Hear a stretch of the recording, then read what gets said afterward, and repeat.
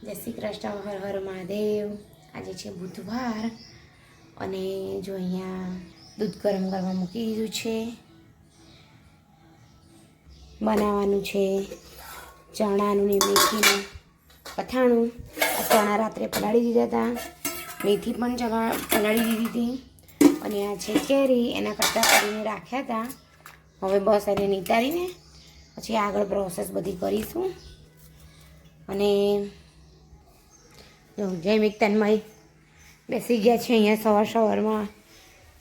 જય શ્રી કૃષ્ણ તન્મય। જય શ્રી કૃષ્ણ। તું RSSમાં ગયો તો શું કરીને આવ્યો? બધું શીખવાડ્યું। શું શીખવાડ્યું? પણ બધું પ્રહાર ને બધું એ દંડ શીખવાડ્યો। યસ્તી ભુજદંડ પ્રહાર પછી ન્યૂજ સિદ્ધ પદ વિન્યાસ ને બધું। ઓકે। અને જૈમિક જો, જૈમિક હજી ના આવ્યો નથી। અહોડ છે અહોડ। કેમ કે જૈમિકને શું કરવાનું છે? જૈમિક વાળ સેટ કરાવવા જવાનું છે, એટલે પછી ના હશે। હજી સેવા પૂજા બાકી છે, પહેલાં સેવા પૂજા કરી દઈએ પછી બીજું બધું કામ કરી લઈએ।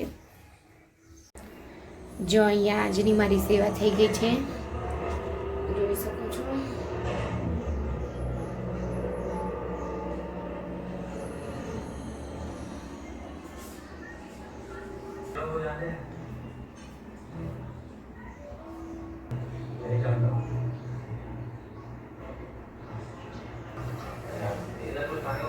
જો આજની મારી સેવા થઈ ગઈ છે સરસ મજાની।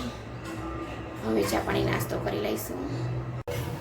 જો અહીંયા બની ગઈ છે સરસ મજાની રોટલી વઘારેલી, ઘણા દિવસો પછી બનાવી રહ્યા છીએ।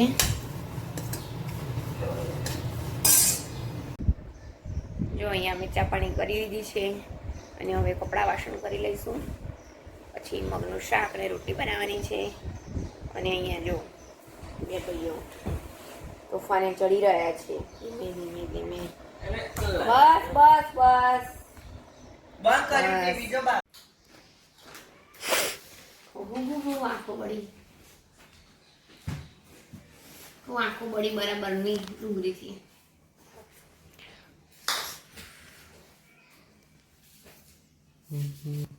જો આ મગ વઘારવાના છે, એટલે ટામેટું સમારાઈ ગયું, લસણ ને ડુંગળી એકદમ આવી રીતે કાપીને પછી વઘારી દઈશું। મગ રાત્રે પલાળી દીધા હતા,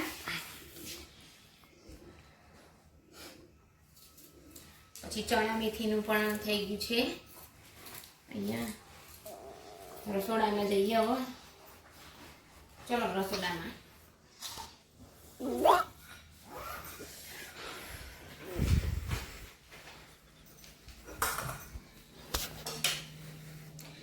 જો આવી રીતે અહીંયા કેરી પોરી કરી દીધી છે, ચણા કેરીનું બનાવવાનું છે અથાણું, એટલે કેરી સરસ થઈ ગઈ છે। અને આ ચણા અને મેથી બંને, આ જે ચણા મેથી અરે આનાવાળું જે હતું ને હળદર મીઠાવાળું પાણી એની અંદર કરી દીધું છે, એટલે એને 2-3 કલાક રાખીશું। અહીંયા ચણા પણ લડી દીધા છે સરસ મજાના। મગ કે ચણા? મગ ઓલા ચણા હતા એટલે આવું થઈ જાય, એમાં મગનું શાક બનાવી દઈશું, બરોબર? ટિફિનમાં થઈ ગયું એક વખત શાક, હવે બીજી વખત શાક બનાવવાનું છે। 10 વાગી ગયા છે તો શાક વઘારી દઈએ અને રોટલી લોટ બનાવી દઈએ। જો અહીંયા અમે બેસી ગયા છે જમવા માટે, હું ને જૈમિક તન્મય બંને છીએ। જૈમિક ગયો છે બહાર પૂજા કરાવવા। અહીંયા સરસ મજાની કેસર કેરી કટિંગ કરી કાઢી છે। આ છે રોટલી, આ છે શાક મસાલાવાળું મગનું, આ છે કાકડી। તો જે મેં તન્મય બેસી ગયો છે, હવે હું પણ બેસી જઈશ, મારી થાળી પીરસી લઈશ। જો અત્યારના થઈ રહ્યા છે 6:15 થઈ ગયા છે અને જો અહીં જોઈ શકો છો આ ચણા અને મેથી બંનેને પાણીમાં આપણે મૂક્યા હતા, જે ખાટું પાણી હતું એમાં, અને આવી રીતે પછી પોરા પણ કરી દીધા 2-3 કલાક રાખી, અને આ પણ સરસ મજાની જો એકદમ મસ્ત ડ્રાય થઈ ગઈ છે. હવે આ બધાને આ તપેલામાં મિક્સ કરી દઈશું. જો આમાં કેરી, પછી ચણા અને મેથી નાખી દીધી છે. હવે આને મિક્સ કરી દઈશું. જો અહીંયા જોઈ શકો છો બધું મિક્સ થઈ ગયું છે સરસ મજાનું. હવે આની અંદર મસાલો નાખીશું. આ છે રામદેવનો અચાર મસાલો. પેલો મસાલો ઘરે બનાવવાનો મેં બહુ ટ્રાય કરી પણ મારાથી સારો બનતો નથી, અને છોકરાઓને એ મસાલોનો ટેસ્ટ નથી ભાવતો, એટલે હું આજ નાખું છું રામદેવનો અચાર મસાલો. એટલે ચલો એની અંદર મિક્સ કરી દઈશ નાખીને.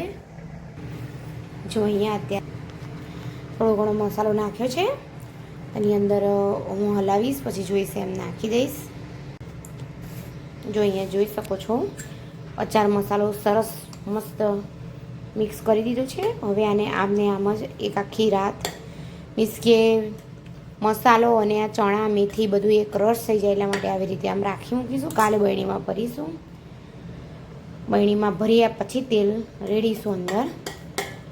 જોઈ શકો છો કિલો આની અંદર જતો રહ્યો છે મસાલો. મારે મસાલો થોડોક હોય તો વધારે તો સારું લાગે છે. ને અહીંયા બની રહી છે આપણી છૂટી દાળ, અને આ થઈ રહ્યા છે ભાત, અને અહીંયા કઢીનું તૈયાર કરીને રાખ્યું છે. અહીંયા પાણી ભરાવા મૂકી દીધું છે. કૂતરાઓનું પાણી, ગાય કૂતરા જે પણ આવે એ પીવે છે. એની અંદર પાણી ભરી દઈશું. અહીંયા પાણી ભરાઈ ગયું છે. ગાય કૂતરા જે પણ આવે તે ભરે છે. હવે આપણે પાણી ભરી દઈશું.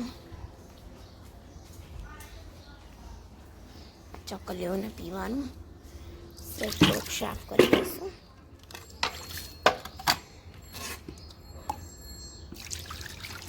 એ ચકલીઓ પણ પાણી પીવે, પક્ષીઓ જે પણ આવે તે.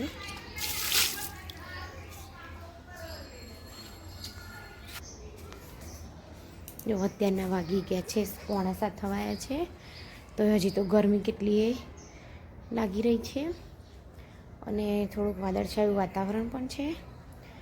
વાદળા અને ગરમી બધું ભેગું થઈ ગયું છે, એટલે બહુ જ ગરમી લાગી રહી છે. છૂટી દાળ થઈ ગઈ છે, ભાત થઈ ગયા છે. હવે કઢીનો મસાલો બનાવવાનો છે, એની ભાખરી બનાવવાની છે.